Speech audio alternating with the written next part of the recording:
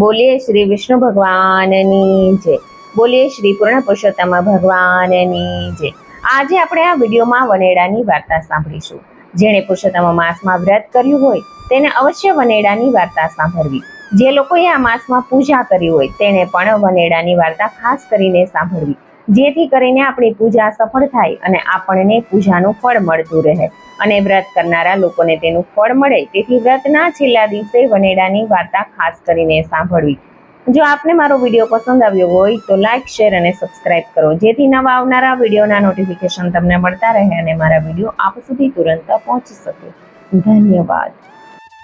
બોલીએ શ્રી વિષ્ણુ ભગવાનની જય. બોલીએ શ્રી પૂર્ણ પુરુષોત્તમ ભગવાનની જય. વનેડાની વાર્તા. કંચનનગરમાં કનકવતી નામની કન્યા રહે. તેને 7 ભાઈ, 7 પરણેલા. ઘરમાં 7 ભાભી એટલે કનકવતી તો નવરી ને નવરી. નહીં રાંધવાનું, નહીં વાસીદું, નહીં વાળવાનું કે નહીં બેડે પાણી ભરવાના. કનકવતી તો 12 મહિના વ્રત કરે, ઉપવાસ એકટાણા કરે, ધર્મ ધ્યાન કરે, દાન પુણ્ય કરે અને કથા વાર્તા સાંભળે. એવામાં પવિત્ર પુરુષોત્તમ માસ આવ્યો. 7 ભાભી સાથે કનકવતીએ વ્રત કર્યું. નદીએ નાહવા જાય, કથા સાંભળે. આમ કરતા મહિનો પૂરો થયો અને એકમ આવી.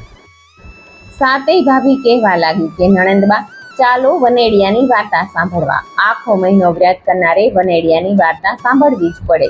ત્યારે કનકવતી બોલી કે ના રે બાઈ, મારે તો મારો એક જ ઈશ્વર, એના સિવાય હું કોઈની વાર્તા ન સાંભળું. મને દોષ લાગે, હું પાપમાં પડું. 7 ભાભીએ નણંદને બહુ સમજાવી, પણ નણંદ એકની બે ન થઈ. ત્યારે વનેડિયાને રીસ ચડી. વનેડિયો તો વનનો દેવ, રીજે તો રાજ દે અને ખીજે તો ખેદાન મેદાન કરી નાખે. કનકવતીએ વાર્તા સાંભળવાની ના પડતા વનેડિયાને ક્રોધનો પાર ન રહ્યો. કુંવારી કનકવતીના કપાળે કલંક લગાવવા વનેડિયો તૈયાર થયો. એમ કરતા રાત પડી. 7 ભાઈની લાડકી બેન કનકવતી ઓરડામાં ખસખસાટ ઊંઘે છે. ત્યારે વનેડિયો વેર વાળવા આવ્યો. ભમરાનું રૂપ લઈને બારણાની તિરાડમાંથી અંદર પ્રવેશ્યો.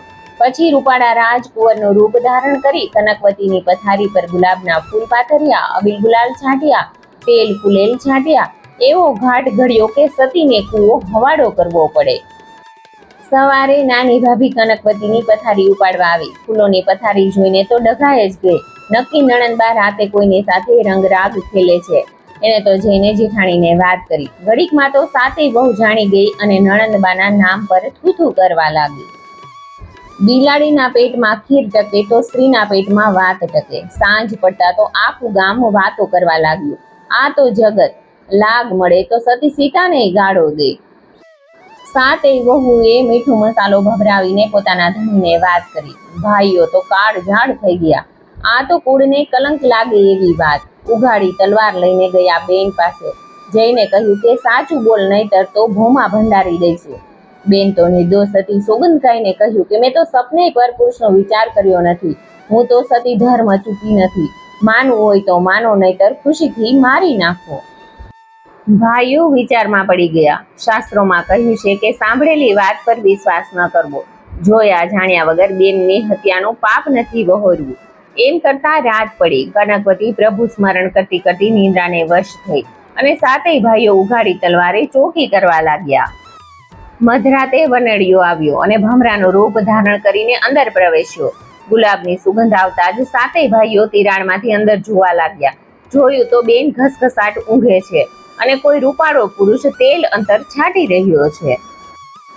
7 ભાઈઓએ પાટું મારીને બારણું તોડી નાખ્યું અને વનેડિયાને ઘેરી લીધો ને પૂછવા લાગ્યા કે કોણ છે તું? દેવ છે કે દાનવ? શા માટે અમારી નિર્દોષ બેનને કલંક લગાડવા આવે છે? જવાબ દે, નહીતર મર્યો સમજ. ત્યારે વનેડિયો હસીને બોલ્યો કે હું વનેડિયો દેવ, શસ્ત્રથી એ ના મરું અને શાસ્ત્રથી એ ના મરું. તમારી બેને વાર્તા સાંભળવાની ના પાડીને મારું અપમાન કર્યું છે, એનું વેર વાળવા આવ્યો છું. તમને રીઝવવાનો કોઈ ઉપાય? 7 ભાઈ પૂછવા લાગ્યા કે હા, એક ઉપાય છે. જો તમારી બેન વાળને વાળું, પાળને પૂરી, લહેરને લાડુ, રંકને રોટલો આપી મારી વાર્તા સાંભળે તો એ દોષ મુક્ત થાય. હે દેવ, અમારી બેન જરૂર એ પ્રમાણે કરશે, પણ એના માથે આડ આવી ચડ્યું છે, એનું શું? ગામના મોઢે અમારે ગરણું કઈ રીતે બાંધવું? વનેડિયા દેવે કહ્યું કે સાંભળો, આ નગરના રાજાએ જે શિખરબંધ મંદિર બંધાવ્યું છે એના પર કનકનો કળશ ચડાવવાનો છે. કળશ સતી વગર ચડે નહીં. રાજા નગરમાં ઢંઢેરો પીટાવે ત્યારે તમે બેનને મોકલજો, એનો આડ ઉતરી જશે અને સત્યનો જય થશે. સાતેય ભાઈઓએ વનેડિયાને વંદન કર્યા પછી વનેડિયો અંતર્ધ્યાન થયો. સવારે કનકવતીએ વાડને વાડું, પાડને પૂરી, લહેરને લાડુ અને રંકને રોટલો આપી વનેડિયાની વાર્તા સાંભળી. તેથી આ દોષમાંથી છૂટી ગઈ. એ જ દિવસે નગરના રાજાએ મંદિર પૂર્ણ થતા રાજ જ્યોતિષને તેડાવીને પૂછ્યું કે મહારાજ, કળશ કોણ ચડાવશે? ત્યારે રાજ જ્યોતિષ કહેવા લાગ્યા કે હે રાજા, સતી સ્ત્રી વગર કળશ કોઈ ચડાવી ન શકે. જે સ્ત્રી કૂવામાંથી કાચા સૂતરના તાતણે ચારણીમાં પાણી સિંચે અને એ જળ કળશને છાંટે તો પાપડના પલકારે કળશ ચડી જાય. પણ સતી સ્ત્રી મળવી દોહલી છે, માટે રાજમાં ઢંઢેરો પીટાવો. રાજાએ ઢંઢેરો પીટાવ્યો. બધી સ્ત્રીઓ એકબીજાની સામે જોવા લાગી. સતના પારખા આપવા કોણ તૈયાર થાય? ઢંઢેરો સાંભળીને કનકવતી સાતેય ભાઈઓની સાથે દરબારમાં આવી અને પોતે કળશ ચડાવશે એવી ઘોષણા કરી. વાયુ વેગે વાત આખા ગામમાં ફેલાઈ ગઈ. લોકો દાંત કાઢવા લાગ્યા. બીજા દિવસે આખું નગર ભેગું થયું. સૌને ખાતરી હતી કે નક્કી આજ આ ભક્તાણીનો ભાંડો ફૂટશે.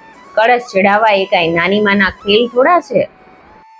કનકવતીએ તો કાચા સૂતરના તાંતણા સાથે ચારણી બાંધી કૂવામાં નાખી અને પાણી સિંચવા લાગી. લોકોની આંખો ફાટી ગઈ. તરત સતીનો જય જયકાર થવા લાગ્યો. કનકવતીએ જળ કળશ ઉપર છાંટીને જમણા હાથનો સ્પર્શ કર્યો કે તરત કળશ હળવો ફૂલ જેવો થઈ ગયો અને મંદિર ઉપર ચડી ગયો. રાજા પ્રજા બધા કનકવતીના ગુણગાન ગાવા લાગ્યા. માટે જ કહ્યું છે કે વનડિયા તું વનડીશમાં, ભાઈની બેનને કકડીશમાં, કુડા કલંક ચડાવીશમાં, સતમાં વહેમ જગાડીશમાં, તારો વાસ પ્રભુની પાસ. અમે તારા ચરણમાં દાસ, પુણ્ય ફળિયાને પાતક ટળ્યા, પુરુષોત્તમ પ્રભુ આવી મળ્યા. હે વનડિયા દેવ, તમે જેવા કનકવતીને ફળ્યા એવી તમારી વાર્તા સાંભળનાર સૌને ફળજો. જય શ્રી વિષ્ણુ ભગવાન, જય શ્રી પુરુષોત્તમ ભગવાન. જો આપને મારો વિડીયો પસંદ આવ્યો હોય તો ફ્રેન્ડ્સ અને ફેમિલીમાં જરૂરથી શેર કરજો. જો આપ આ ચેનલમાં પહેલી વાર આવ્યા હોય તો ચેનલને સબસ્ક્રાઇબ કરી દેજો. અધિક માસની વાર્તા સાંભળવા માટે મારી સાથે જોડાયેલા રહેનાર સૌ શ્રોતાગણ મિત્રોનો ખૂબ ખૂબ આભાર. મને સાંભળવા માટે ધન્યવાદ.